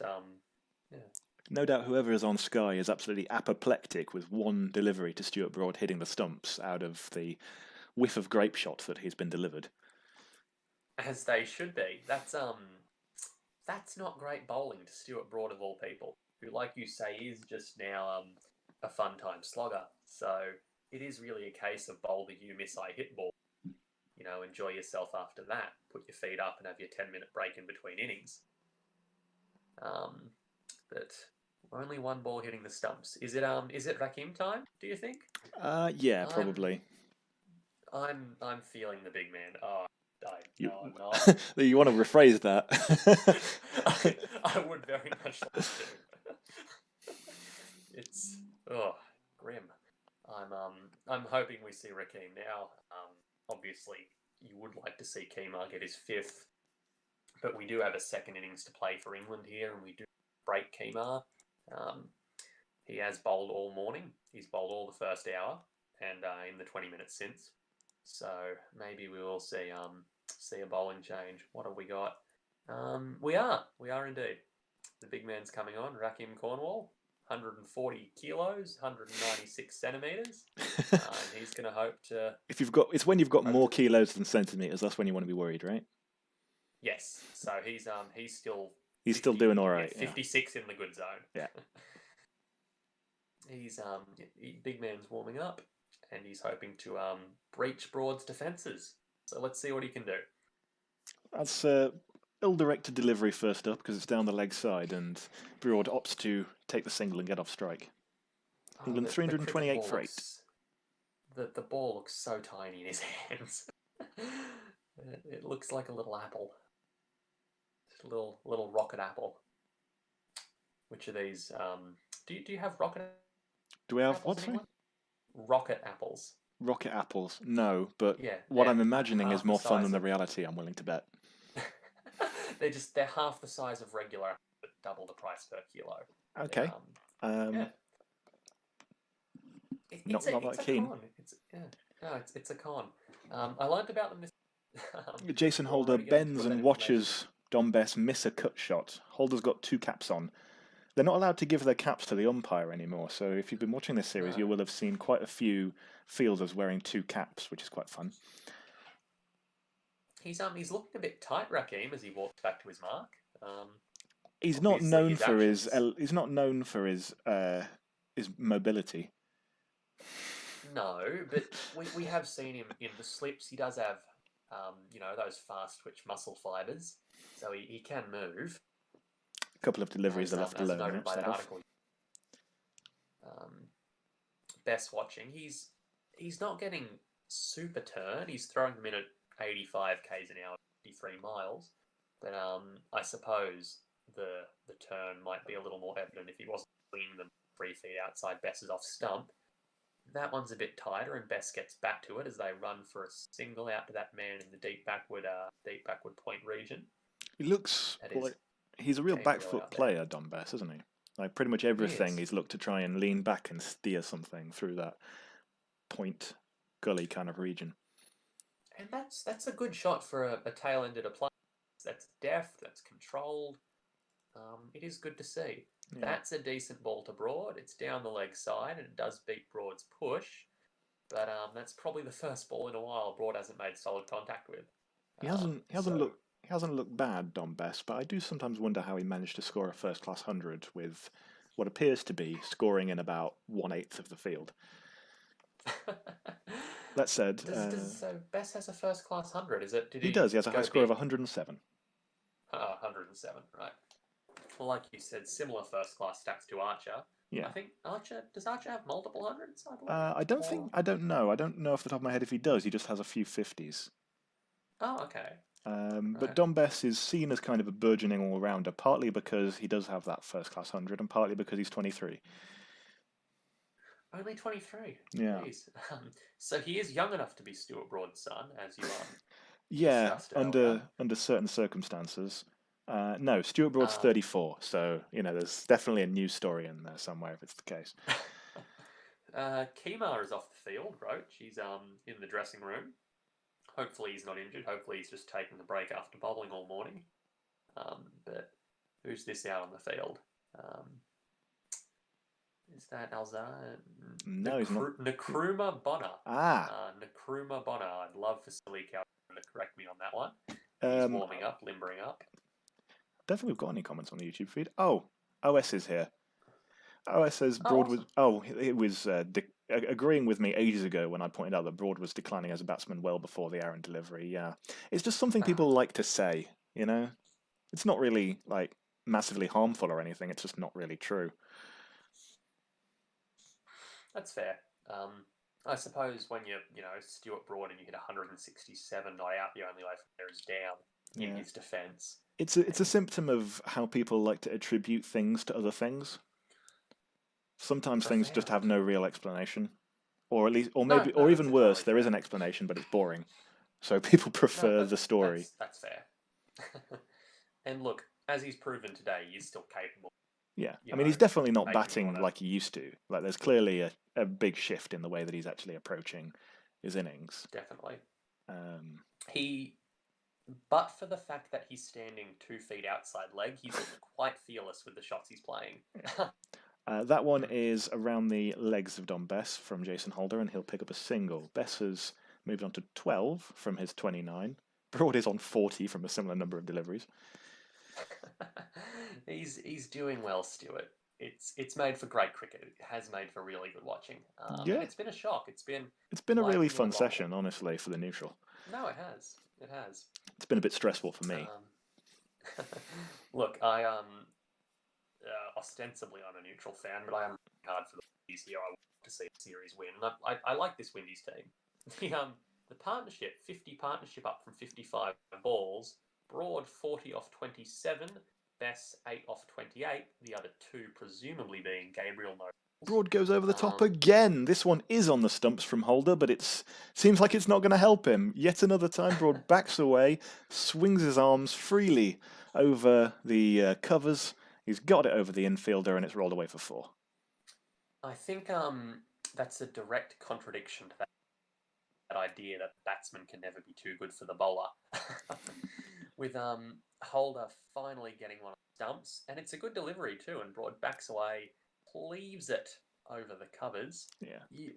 It needs to be about volume, though, doesn't it? It's the percentage of balls that they've bowled, and that one is on the stumps again, and Broad is again manages to time it right, manages to go to the offside. But half an hour ago, he was missing most of these, so may as well bowl it on the stumps, right? Or at least bowl most of them on the stumps. Again, it's not really the deliveries in isolation that are the problem. It's the proportion. Yes, correct. And if you're landing a lot of them on the stumps early, when you've got a tail end batsman who's just getting into his innings, when he's more likely to miss one, that's obviously, strike while it's hot, make hay, the sun shines. But now that he's got his eye in, Stuart Broad with his eye in is very, as we've seen. He's taken England from 280 for 8 to 335 for 8. And that's bigger than anything the West Indies are mustered series, as you pointed out before. So, Cornwall continuing. And he sweeping. Play with the bat. Broad is sweeping Fearless. Now. Well, you did mention Rangana Heraf. Yeah. And that is a favourite shot of our round king. In the thread, Pothas said a little while ago that Stuart Broad scoring runs might be his favourite thing in cricket ever. And Adders later on says, how can you search for old posts? I seem to recall saying there's nothing better in cricket than a Broad 40 or 50. Well, Pothas said it like 20 minutes ago, so, contend yourself with that, man. It's like who invented the telephone sort of discourse. An appeal, but I think Bess has not managed to edge that one. A bit of bounce from Cornwall. And it's a pretty half-hearted appeal from Dowrich. Holder's not going up at all at flip, but that's a tight line by Cornwall. And I suppose one thing that the West Indies could look to do here, given Bess has shown patience, he's probably not going to have a big hefty swing. Bowl outside off, slide in a little tighter, just marginally tighter, and try to draw the edge off that cut. Yeah, wouldn't be the worst play. Another delivery beats him, and then another delivery is Fuller and bunted out towards mid-on. There'll be no run. And mid-on's quite short there, quite cosy. I don't expect Bess to sweep it into his guts or anything, but I suppose if one lobs up off Cornwall, that mid-on is in a decent position. And once again, Bess returns to Bess returns to steering it towards gully and taking a single. It's his favourite thing to do. Old reliable. And he gets through his overs quickly, Ravi Jadeja, but I suppose with limited run-up, as the 3 fielders on the leg side going back for Broad, and we have 2 back on the offside too. I think limited run-up is a favourable description of the run-up. It's really sort of non-existent. I mean, it's a walk-up, isn't it? It's definitely just a walk-up. It's not even got It's 2 steps. Yeah, it's even less than the Shane Warne pretend run-up. You just do a sort of waddle, and then it would be nothing to do with his action. Well, look, I bowl like 4 steps, but they're less steps. They're more bounds, like a baby gazelle. It's why I don't get any spin on the ball. There's no delicacy to it. But Cornwall's run up is certainly nice and deliberate will be the word we use tonight. Deliberate. Deliberate. Okay. That one is not deliberately missed by Dom Bess. And see, this is interesting because again too short from Holder. Holder's got none for 73. He bowled an immense spell yesterday where he was really tight and really good length and just forcing defence from Rory Burns and at the time Stokes and Pope. And this today he's just been sending it down without really any measurement. He's overwhelmingly short. That He hasn't second delivery is much fuller, and it's still short enough to be left alone on length by Bess. like you say, he hasn't really been bowling it. He's just been sort of putting the ball there. No real intent to get the batsman out. No real intent to restrict runs either. He's just been sort of, streaming in, rolling the arm over, and seeing the ball either go through to the keeper impotently or back over the keeper's head for 4, over the cover's head for 4. Broad has had his number, but Bess hasn't seen much of him yet. So maybe he'll get a chance to sort of reset his strategy against a batsman who hasn't seen much of him this game. One that is tighter and into the hips is tucked away in towards square leg, and they'll take a single. England 338 for 8. They're still batting. Yeah, they are. Well, maybe Anderson wasn't too silly to not have his pads or gloves on. Maybe he knew something we didn't about. It'll be funny when it gets to just after tea and they declare. New high score for Broad. At this rate, he'd get it off 100 odd balls if he continues to bat at this clip. Mm-hmm. No, that's terrible mathematics. He'd get it off 120 odd. Forgive me. It's but he's 46 not out off 31. Best 14 off 36. Fire and ice. Here comes Holder again, round the wicket, and that is a Yorker, and it's dug out by Stuart Broad, who is now seeing it pretty well. Yep. Probably would have missed leg stump, but it's a better ball from Holder, and that's strong defence from Broad. That's the sort of ball where, if Broad was standing more traditionally, could have rocketed off his pads into the stumps. So he's standing in he's standing outside leg, and that's helped him a little there to get his bat in front of the ball. Yeah. So Holder now for the short, pulled in the air, well square of the fielder. That will be another 4 for Stuart Broad. He has 50 off 33 balls.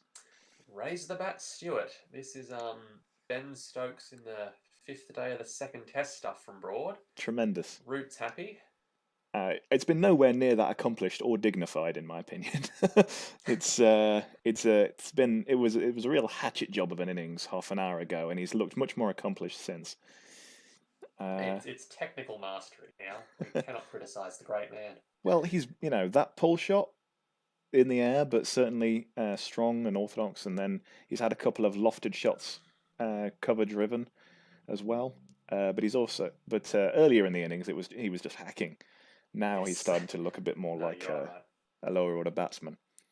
That one is short again and edged, and wide of just the one slip. He will get a single because there's a third man now.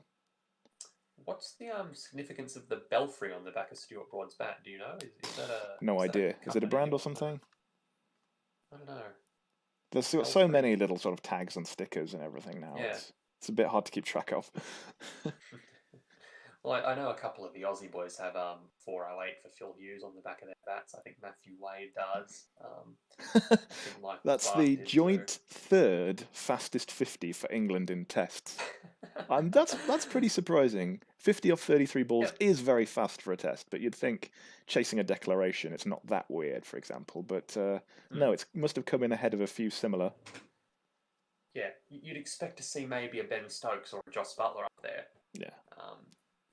And that's a shortish ball into the pitch from Cornwall, but not much bounce on that one. And Broad hunches over to defend it off his stumps. 88 k's an hour. Not miles. If Raheem was sending them down to 88 miles per hour, it'd be something to see. That's another good ball from Cornwall, but well defended from Broad. This is an interesting battle, Cornwall v Broad, especially in the hitting form Broad's in. Just anything that can sort of slow this runaway train. He sweeps again. Doesn't look like he was going to get one, but it's gone through the fielder, and it will be another 4. Oh, that hurts as a bowler. That's not what you want to see from your men in the field. Cornwall's got 0 for 79. I think he bowled a pretty good spell without reward yesterday afternoon, but in the evening when Pope and Butler were batting, he and Ruston Chase were bowling in tandem, and he didn't really seem to be the senior bowler of the two. He was a bit going through the motions. This morning, Well, he's conceded a few, but hasn't really done a lot wrong. Another single is taken to deep backward square. I suppose he's not really the senior bowler of the two, considering how long Chase has been, even the prime spinner in that side. That's true. But look, bowling two off spinners in tandem as a partnership gets away from you on the first day of a test in England, you deserve to be smashed around the park. That's less than ideal captaincy from Holder. And he did have that resource constraint with Gabriel, but still, even like Craig with his left arm spin. And Craig throws it. Butler and Pope were scoring very, Craig. very effectively in that sort of 65 to 80 over mark where we were in the run up to the new ball. And because we were in the run up to the new ball, he was bowling the two spinners, but he wasn't getting anything out of it. And what was curious about it in particular is that he delayed the new ball. I assumed while watching it they were just going through the motions, waiting for the new ball to come, and then they'd have a real run in the last half an hour. But that was weirdly delayed for a couple of overs. No, Broad's on that's a good 58, observation, not out. Yep. Look, you see the graphic they had up there, what we were talking about before about things and meanings. They were just comparing Broad's stats before and after his 2014 injury, noting that this is his highest score since said injury, and he's averaged 13 in that period after averaging 28 before that.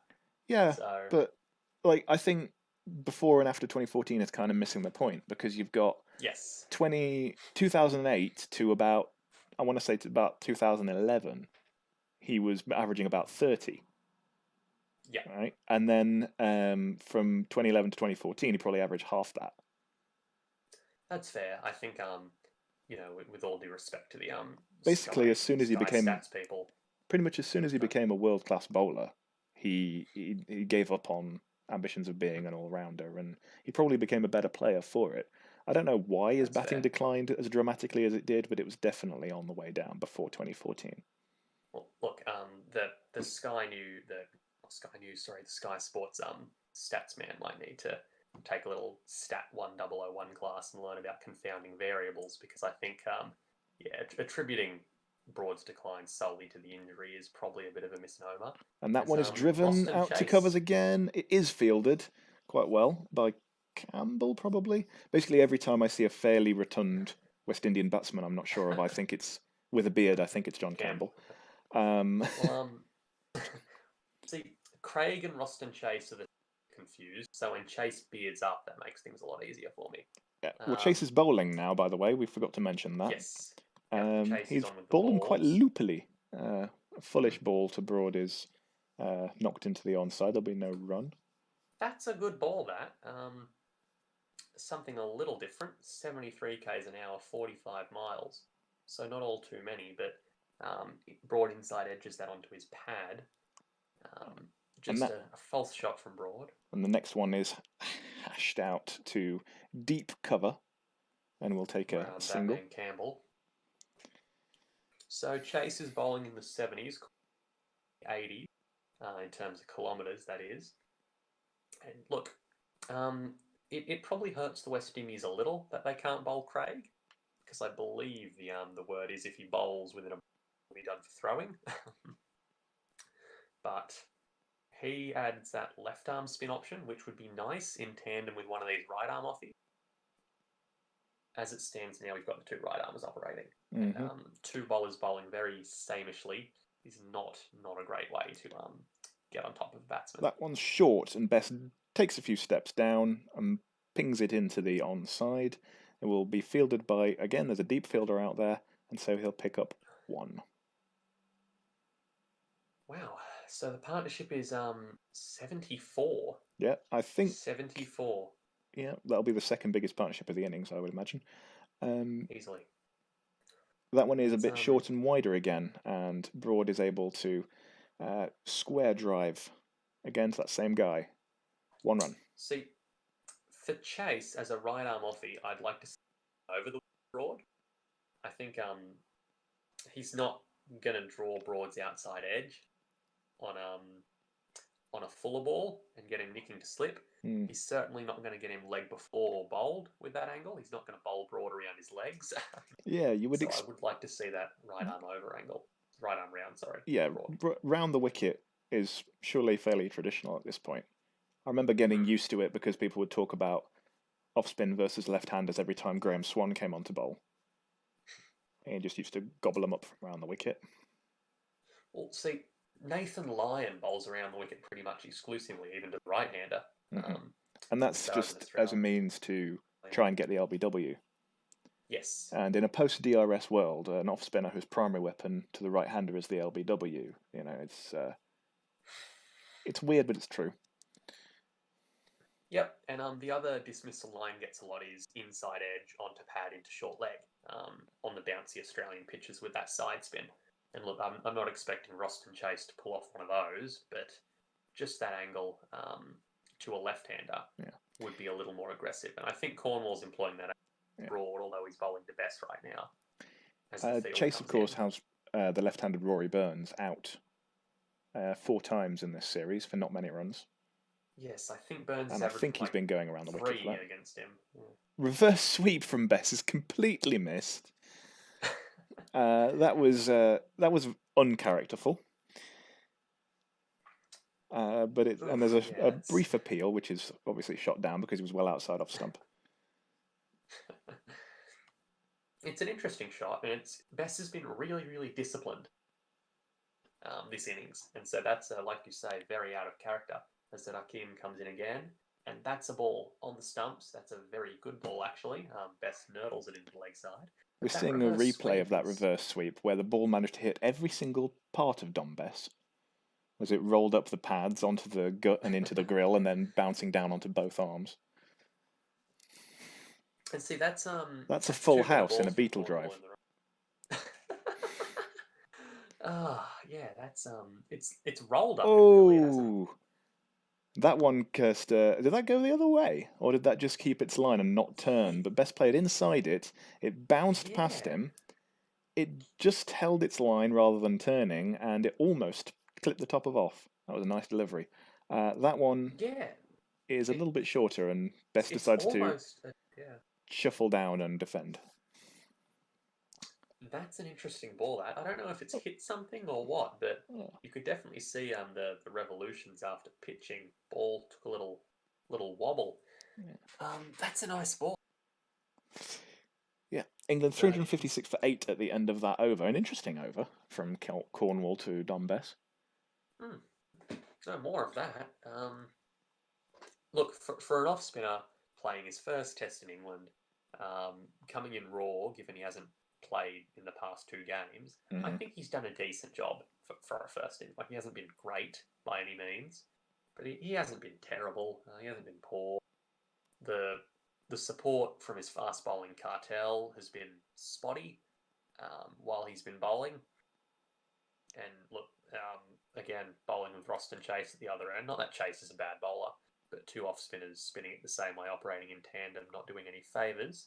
It seems that someone in the West Indies engine room has been listening to us, because Chase is coming around the wicket now, broad. First delivery is a dot. The second is Fuller, a full toss actually, and Broad goes for the slog sweep, and he's out. He's finally managed to hit it up in the air to that fella off the second ball that we said he should be bowling. He could have done that off any delivery, I would suspect, but his luck has run out, Stuart Broad. He's gone for 62. And Roston Chase continues to be... I mean, it was a full toss as well, but Roston Chase continues to just have a knack of taking wickets against England. Yeah, he's got 2 now. He's a good bowler, Roston Chase, and he has been operating for a long period of time pre-Cornwall as the West Indies prime spinner. Before Cornwall, they brought in guys like Devendra Bishu for subcontinent tours. Yes, and Chase has been carrying the majority of the load. I know that Chase has outbowled Bishu, but he seems to take the majority of his wickets against England. It might be that he's played a lot of tests against England, but he's certainly didn't do anywhere near as well against India, which is probably to be expected. And he's made hay with the bat against your lot too, hasn't he? Not really.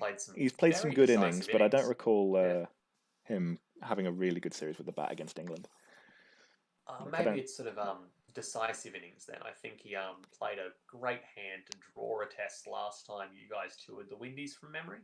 Um, Maybe the time before that as well. He's Anderson's coming out now as Broad goes into the dressing room to applause Strong from the typo from coaching OS in the staff. thread because he says putrid are from Wets Indies. Wets Indies. That's look, it's a very fitting way for that Broadwinks to end though, isn't it? Of a Roston Chase full toss getting slapped to deep mid. There's some poetic justice. Jimmy Anderson coming out to bat. So are we at the point now where if England lose a wicket, we won't see the Windies until after tea? I think It's there's. almost 10 minutes until Yeah, I think that break. will. I don't think that's the case. Maybe we'll see. I think let's assume that it's going to be the rest of this over before a wicket falls, and then I won't have to worry about it. Well, let's see what Chase can do to Anderson. Now, look, maybe we'll see a troll innings from Anderson too. Who knows? Stranger things have certainly happened. Well, and indeed by Jimmy Anderson. He reverse yes. sweeps, and Cornwall goes for a diving catch. It just falls short of him. That's an event. Great anticipation from the big man. He was quick to his right as Anderson's getting down before contact is made. He's certainly It's one best to that get because himself he's in the a game. right-hander. Best, yep, my mistake. No, he moves to his right before contact is made, and he just a bit slow on the dive. But he does stop the ball, gets that big right hand in the way. Yeah. The second delivery is almost a Yorker length, and Bess digs it out as though he just kept out a Yorker from Sean Tate. He's yorked himself by coming down to that Bess. Yeah. But that was Chase is bowling, pretty well here. Would have been nice if he could bowl this way to Butler and Pope last night rather than saving it for Broad and Bess. But I think cometh the hour, cometh the man. I think if he did bowl this way to Pope and Butler, he'd probably be going to the boundary a bit more because to a set middle order player, this is over pitching. That's true. It's true. I mean, the full toss that got Broad notwithstanding, he's kept it tight. He's kept it in the body. I'm sure the West Indies would have loved balls from their bowlers that would be in line to hit the stumps, say 70 runs earlier. At least he's making them play and putting a bit of indecision in their minds. That's a good catch running into dismiss Broad too. Yeah. One of those catches that with the form Broad's in and the way the West Indies have been bowling, on another day it goes down, heads drop. Nice. Broad continues to make hay. A nice hair metal power slide on it as well. Hair metal reference, some Tim Bresnan discourse. Why would you listen? So Jimmy Anderson is taking guard as though it'll matter. Cornwall none for 82 off 25. With that, as we described, quite eventful last over. Now he's got Anderson to contend with. A behemoth in his own right. In some aspects.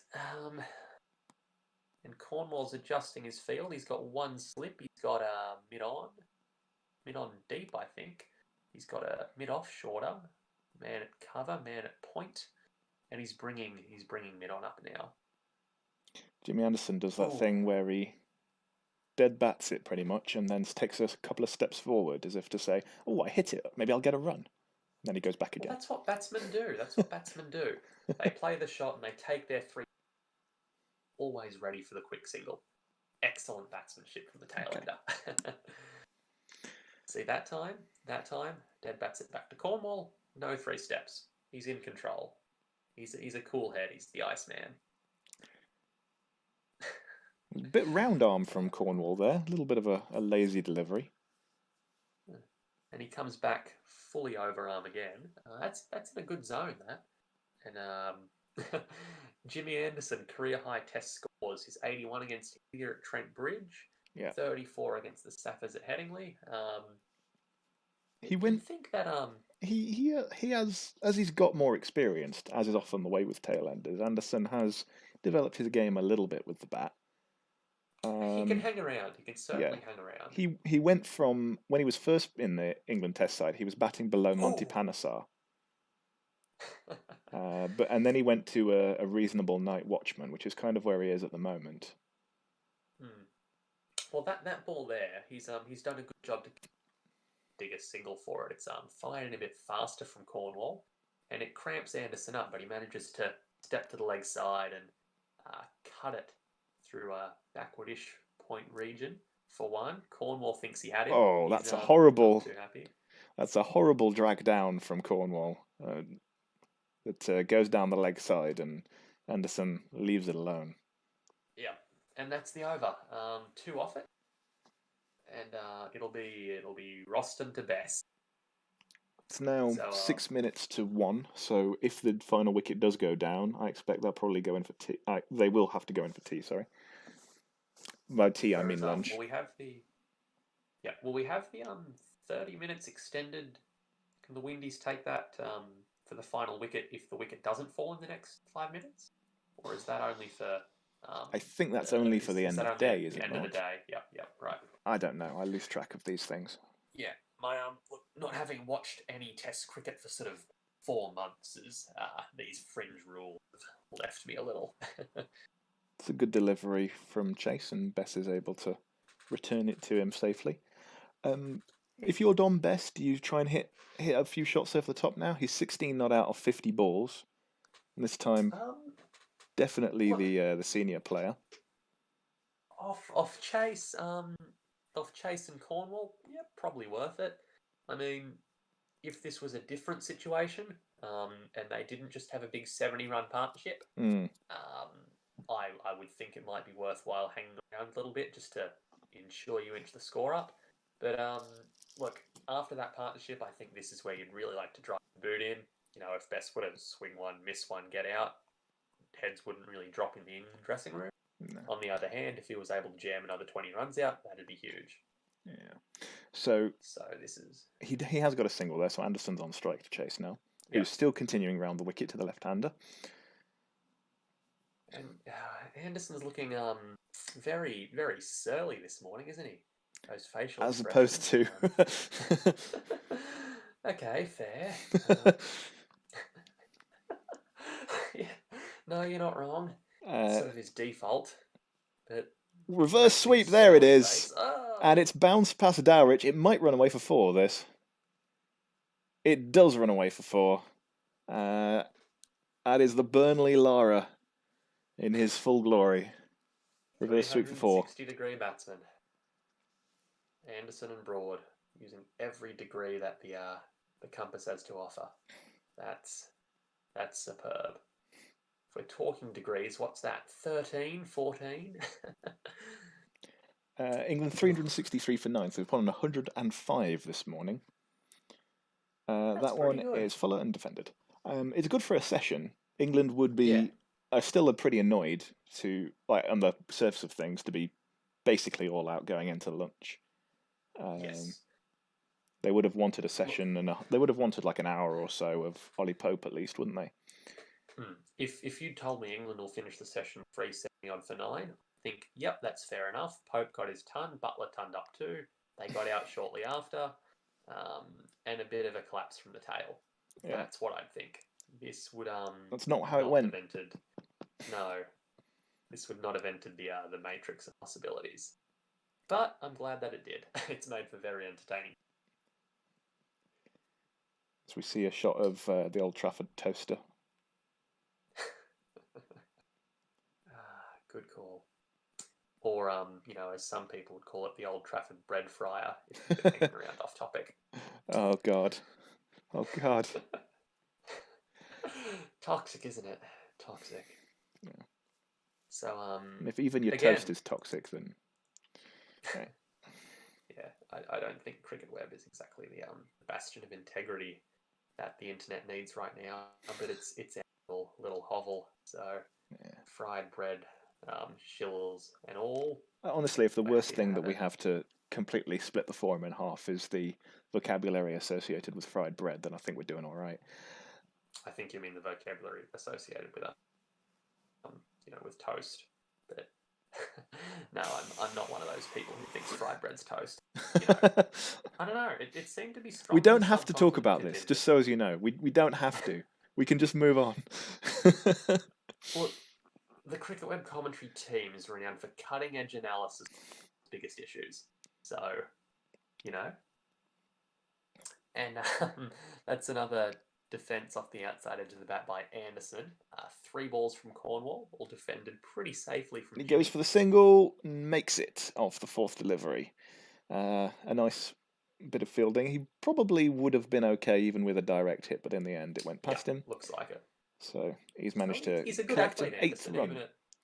Even at 72, he's able to sprint between the wickets quite Well, well. he kind of needs to be, and it has been a thing for Anderson. And part of the big difference between Anderson in the 2000s and Anderson in the 2010s is the fact that he can come in with the second new ball or with his 3rd spell of the day and still be on the money and still be dangerous. And it's kind of been the biggest thing in being a bowler that consistently has good figures as opposed to just occasionally, which is what he was like when he was first in the team. No, that's a good take because the second new ball is a bit of a poison chalice to me in that, you know, it's often talked about as a boon to a side, but realistically, if the other team's batting for 80 overs plus, you don't know how many wickets they have in hand. Generally, 80 overs in and only 4 wickets down, as England were, you know, leading into the day, you'd be fancying your chances as that team. So more often than not, the second new ball comes as a consequence of tired bowlers, heads being down, batsmen on top. It's very, very rare you see a situation where the second new ball's actually an advantage. But Anderson's able to turn it into one.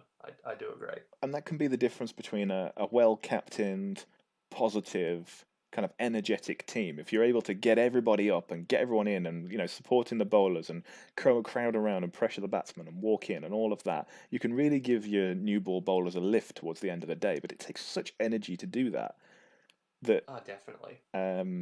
You know, you can tell when a team is sort of in a good frame when they can sort of rally like that and come up with the score on 240 for 2 or 3 and actually, you know, really trouble the middle order with the second new ball.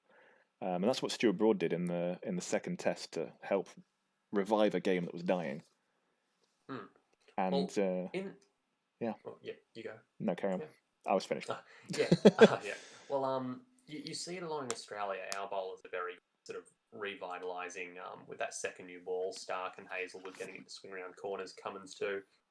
And you see it a lot with not lesser sides, but sides that are less fanciful with their fast bowling stocks, that they don't come in with that rush with the second new ball. Like India, say, while they're a pretty decent fast bowling side now with Sharma's improvement, Jasprit Bumrah and whatnot, those Indian sides of the early 2010s sort of thing, nothing to fear when they take the second new ball. So yeah, because, you know, Virender Sehwag would already be in the stands by that point, having a fag. And, you know, you've got Harbhajan Singh kind of lounging around with his hands in his pockets and doesn't notice he's supposed to be fielding. It's fine. Tendulkar will sort it all out. Yep.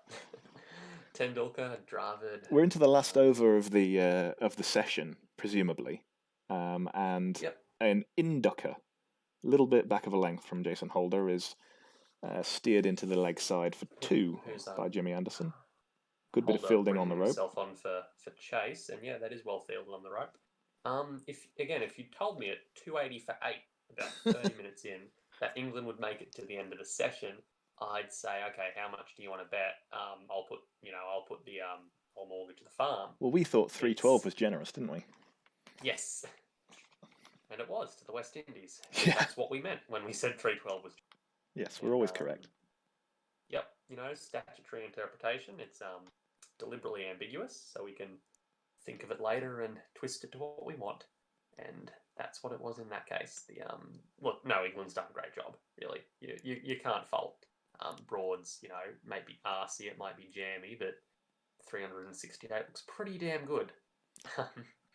Especially given what they were looking at. Anderson actually got 3 earlier, which is why Dom Bess was on strike to take that single into the leg side.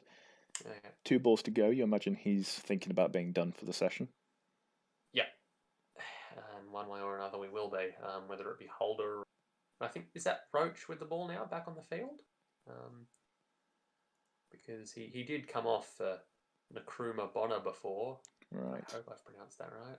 Yeah. And Alzari Yeah. Joseph is in the stands with the high Yeah. visibility tabard of squad membership. Oh, is that out? Yes, it is. He's finally got it. Ooh. Anderson aims a expansive sweeping drive at one outside off, Yep. and it'll be caught by Cornwall and the slips. Straight into the mitts of the big man. Yep. That's a nice textbook full delivery with a little bit of away Yep. movement for the left-hander. 369. 369 That's- all out, which is That's imposing. ordinary if you are 250 for 4 overnight, but amazing if you are 275 for 8 or what on earth they were. Yeah. James Anderson has contributed 11. He's out for by his standards and pretty normal innings. Well, look, like you say, from 240, 250 for 4, you'd think 369 is more or less par. The over-under was at 430, as you say, so relative to the start of the day, the Windies will be happy, but England's certainly taken the road less travel to get there. Yeah. It's been great viewing for us. And with the order that it's been in, like, I understand momentum is a word that people just sort of like to say sometimes, and it is a fickle mistress. But you do feel like the West Indies are going to be more sort of deflated than if they were if, say, England had got to about 350 for 5 and then collapsed. Oh, definitely. They say if you take the out of momentum, you get moment, which it's a basic tenet of spelling, but it also means that. What a perler! Long story short, if you don't hesitate, if you seize things, you can turn a match, and that's what Stuart Broad did. He took it to the West Indies. He really shifted things when it was looking very, very dire for England, when it was looking like, be lucky to score even 290. And by taking the fight to the game, he really, really put England in what I think is a pretty commanding position. Well, we'll see. I don't trust the West Indies batsmen to necessarily, make 370. I suppose the West Indies' best hope of a win from here, bearing in mind England do, in spite of today, have a pretty fickle tail, would be getting within striking distance in the first innings, and then bowling England out cheaply in the third.